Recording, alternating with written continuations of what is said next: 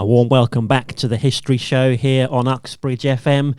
And it's Ken Pearce again, chairman of the Uxbridge Local History Society, with another talk. And this one is called The Death of Tiddler Buttrum. Thank you.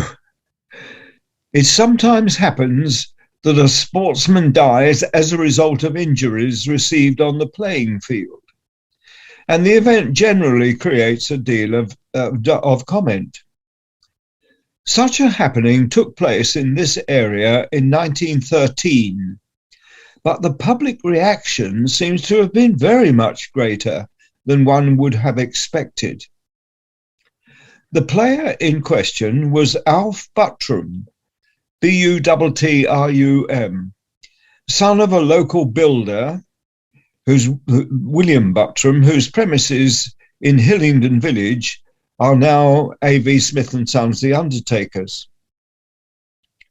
After leaving school, Alf Buttrum played soccer for several local junior sides before joining Cowley Football Club, and for a few seasons was their leading scorer from the inside left position. His play soon attracted Uxbridge Football Club, the major club in the area, of course.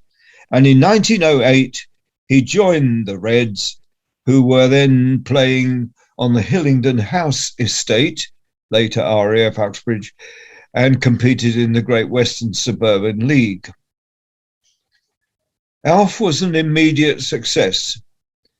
Mind you, he's on the small side, and that's why people called him Tiddler. But he possessed a powerful shot and soon became the idol of the Uxbridge crowd. In 1909, Uxbridge won the West Middlesex Cup, with Alf scoring 2 of their 4 goals in the final. He represented the rest of the league against the champions at the end of the season and was watched by scouts from Queen's Park Rangers. In the 1909-10 season, Uxbridge reached the semi-final of the West Middlesex Cup and were drawn to play against the Steel Barrel Works side at the latter's ground. This was regarded as a local derby, and a good crowd saw outside left Buttrum open the scoring. Shortly afterwards, however, came the fatal moment. In a collision with an opponent, Alf's leg was broken, and he was at once taken to a local doctor's surgery and from then on to Uxbridge Cottage Hospital, where the bone was set. All seemed well for a day or two, but then symptoms of lockjaw were noticed, and Alf was immediately moved to Westminster Hospital, where, despite the administration of serum, he died. The local newspaper reported his death and the events that followed at great length, beginning with the Westminster inquest. 1 or 2 players, the referee and club officials were among those who gave evidence, but it was the medical evidence that proved decisive. A doctor stated that the fracture of the leg involved no damage to the skin, whereas tetanus could only be caused by an infection entering a cut or scratch. And there had been a scratch on Alf's leg that could well have been the reason. And it was caused apparently by a rusty buckle on his shin guard. And even then, there was no evidence to show that this abrasion had taken place at the same time as the leg fracture. But the inquest verdict was that Alf died of tetanus caused by poison entering an open wound. The funeral took place the following Saturday afternoon, and football games for miles around was postponed so that the players could attend. Every home and shop in Hillingdon village had the blinds drawn or black boards placed at the windows. Never perhaps in Hillingdon has there been such a mad and withdrawal sad and withdrawal with all impressive sight as when the remains of this young man, a promising footballer, were laid to rest, reported the local paper.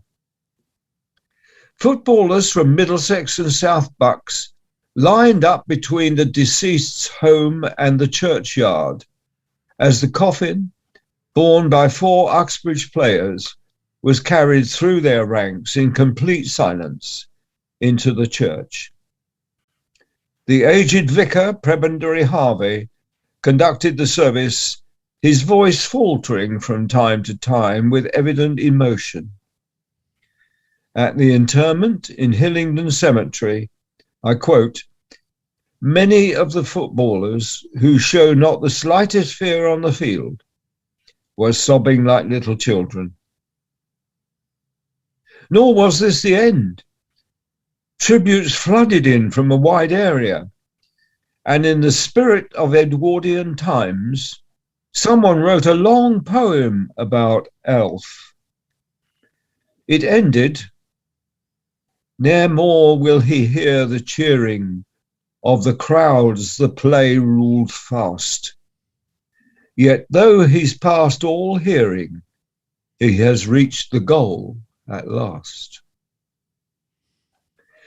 Uxbridge Football Club opened a Buttrum Memorial Fund, and photographs of the player were made into postcards and sold in aid of the fund.